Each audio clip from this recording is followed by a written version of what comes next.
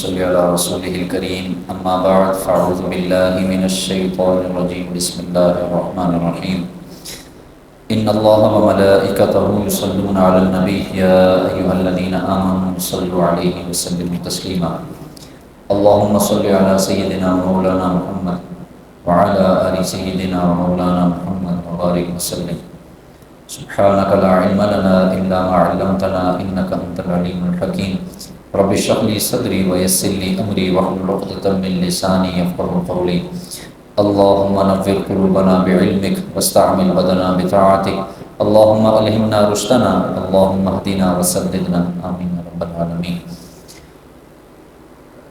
گزشتہ درس میں نبی صلی اللہ علیہ وسلم کی خواب بیداری اور آپ علیہ السلام کا جو خواب یعنی سونے اور جاگنے کا جو طرز تھا، طریقہ تھا، اس پر بات چل رہی تھی۔ پھر آپ صلی اللہ علیہ وسلم کا بستر کیسا تھا، اس پر بھی تفصیل سے روایتیں سامنے آئی ہیں۔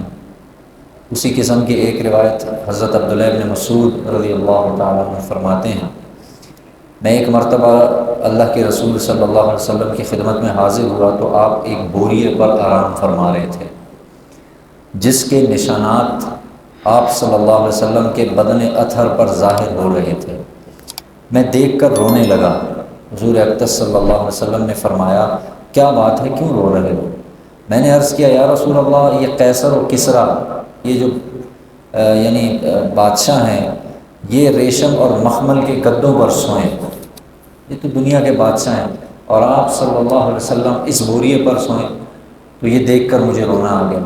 آپ صلی اللہ علیہ وسلم نے فرمایا، رونے کی بات نہیں ہے، ان کے لیے دنیا ہے اور ہمارے لیے آخرت ہے۔ اسی طرح حضرت عائشہ رضی اللہ تعالیٰ عنہ سے مروی ہے، وہ فرماتی ہیں کہ اللہ کے رسول صلی اللہ علیہ وسلم جو نماز پڑھتے تھے جس چیز پر، وہ بھی بوریے ہی تھا، یعنی بوریے کی ایک بوری سی تھی، اس پر نبی علیہ السلام نماز پڑھا کرتے تھے۔ اور نبی علیہ السلام کا انداز کیا تھا آرام فرمانے کا، اس پر بھی مختصراً پچھلے گزشتہ درس میں بات ہوئی تھی۔ اس حوالے سے پوری ایک ترتیب ہے نبی علیہ السلام کے بارے میں۔ حضرت برا فرماتے ہیں، نبی علیہ السلام جس وقت آرام فرماتے اپنا دایاں ہاتھ دائیں رخسار کے نیچے رکھتے اور یہ دعا پڑھتے، رب قنی عذابک یوم تبعث عبادک۔ یہ ایک مسنون دعا ہے، اے رب تو مجھے اپنے عذاب سے بچا جس روز تو اپنے بندوں کو اٹھائے گا، یعنی قیامت کے دن۔ اسی طریقے سے ایک اور روایت ہے، حضرت حذیفہ فرماتے ہیں، اللہ کے رسول جب بستر پر تشریف لے جاتے تو یہ دعا پڑھتے، اللہم بسمک اموت و احیا۔ مشہور دعا ہے، اے اللہ میں تیرا نام لے کر مرتا ہوں اور جیتا ہوں۔ اور پھر جب جاگتے تو جاگتے وقت یہ معمول تھا کہ آپ علیہ السلام یہ دعا پڑھا کرتے تھے، الحمدللہ الذی احیانا بعدما اماتنا والیہ النشور۔ سب تعریفیں اللہ ہی کے لیے ہیں جس نے ہمیں مار کر زندگی بخشی اور ہم کو اسی کی طرف اٹھ کر جانا ہے۔ پھر ایک اور عمل نبی صلی اللہ علیہ وسلم کا، حضرت عائشہ فرماتی ہیں، اللہ کے رسول علیہ السلام ہر رات میں جب بستر پہ لیٹتے تھے تو دونوں ہاتھوں کو دعا مانگنے کی طرح ملا کر، یعنی جیسے ہم دعا مانگتے ہیں ایسے ملا کر سورہ اخلاص اور معوذتین پڑھ کر، یعنی سورہ اخلاص پڑھتے، قل اعوذ برب الفلق پڑھتے، قل اعوذ برب الناس پڑھ کر ان پر دم فرماتے، ایسے پھونکتے، پھر تمام بدن پر سر سے پاؤں تک جہاں جہاں ہاتھ جاتا تھا پھیر لیا کرتے تھے۔ 3 مرتبہ ایسا کیا کرتے تھے، سر سے ابتدا کرتے اور پھر منہ اور بدن کا اگلا حصہ، پھر بقیہ بدن پر۔ اور یہ آپ علیہ السلام کا معمول رہا ہے۔ جب جادو کا معاملہ نبی علیہ السلام پر پیش آیا تو اللہ تعالیٰ نے یہ دونوں صورتیں نازل فرمائیں۔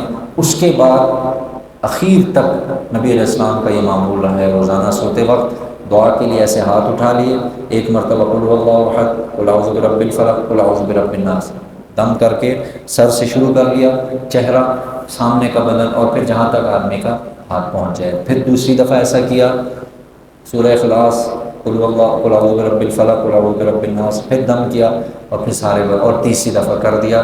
اس شخص کو کوئی چیز دنیا میں نقصان نہیں پہنچا سکتی، جادو، جنات، یہ جتنی بھی اس قسم کی چیزیں ہیں، اللہ تعالیٰ حفاظت فرما۔ اس سے بہترین عمل اور کوئی ہو ہی نہیں سکتا، یہ ذہن میں رکھیں، اس کا معمول بنا لینا چاہیے۔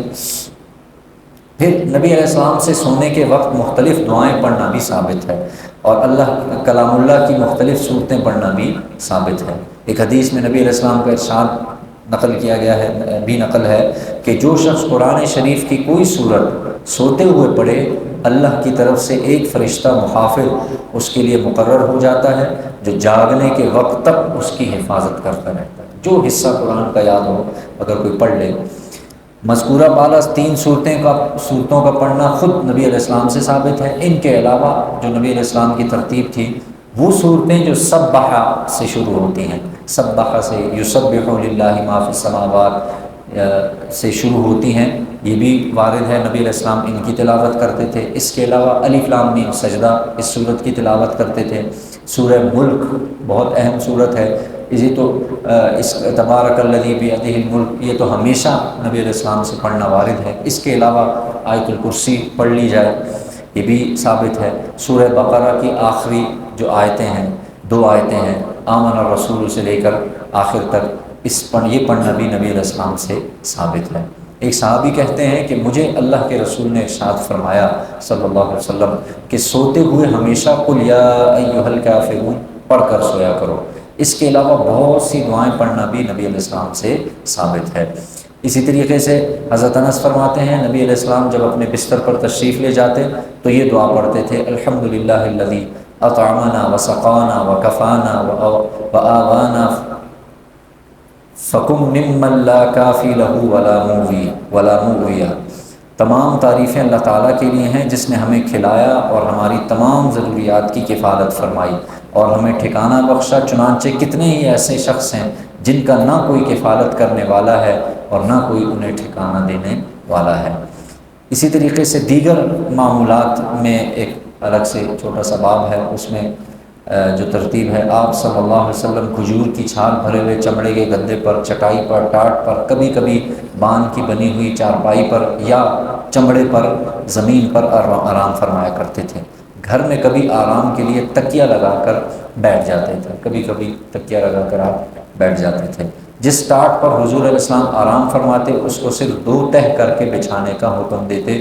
سوتے وقت نبی علیہ السلام کے سانس کی آواز سنائی دیا کرتی تھی، جیسے نہیں ہوتا ہم سوتے ہیں، آپ کبھی چت لیٹتے اور پاؤں پر پاؤں رکھ کر آرام فرماتے، یعنی سیدھا لیٹ کر پاؤں پر پاؤں رکھ کے آپ آرام فرماتے، مگر اس طرح کے سطر نہیں کھلتا، سطر کا آپ پوری احتیاط کرتے تھے۔ اگر سطر کھلنے کا اندیشہ ہو تو ایسے لیٹنے سے نبی علیہ السلام نے ممانعت فرمائی ہے۔ عام طور پہ سلواروں کا رواج ہے تو ایسے سطر کم ہی کھلتا ہے، اس دور میں چونکہ تہبند باندھ دیا کرتے تھے تو سطر کھلنے کا اندیشہ ہوتا تھا۔ پھر عشاء سے پہلے آپ صلی اللہ علیہ وسلم کبھی نہ سوتے، آپ رات کو ایسے گھر میں آرام نہیں فرماتے کہ جس میں چراغ نہ جلایا گیا۔ اچھا، پہلی بات، عشاء سے پہلے آپ علیہ السلام نہ سوتے تھے، یہ تو معمول عام روٹین میں یہی ہونا چاہیے کہ عشاء سے پہلے آدمی نہ سوئے، لیکن کوئی عذر ہے، بیمار ہے، سفر سے آیا ہے، شدید تھکاوٹ کی وجہ سے، پھر گنجائش ہے عشاء کی نماز فوت ہونے کا اندیشہ نہ ہو، کسی کی ڈیوٹی ذمہ داری ہو کہ بھائی مجھے جگا دیا جائے، تو اگر کوئی ایسا آدمی آرام کر رہا ہے جیسے مریض، تھکاوٹ، مسافر، تو گنجائش ہے۔ عام روٹین میں، عام حالات میں ایسے وقت میں نہیں سونا چاہیے۔ اگر حضور اقدس صلی اللہ علیہ وسلم بحالت جنابت آرام فرمانے کا ارادہ فرماتے تو پہلے ناپاک جگہ کو دھو لیتے اور پھر وضو کر کے سو جایا کرتے تھے۔ یہ آپ کی ترتیب تھی۔ اگر غسل فرض ہوتا تو پھر آپ علیہ السلام یعنی جہاں ناپاکی لگی ہوتی اس کو صاف کر لیتے، وضو کر کے سو جاتے تھے، اور پھر جب اٹھتے تھے تو غسل فرما لیا کرتے تھے۔